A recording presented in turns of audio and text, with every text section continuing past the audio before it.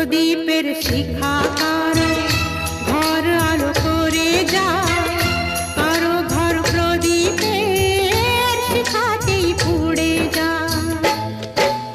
সব লাল পাথরই তো জনি হতে পারে না, সব প্রেম মিলনের মালা পেতে পারে না।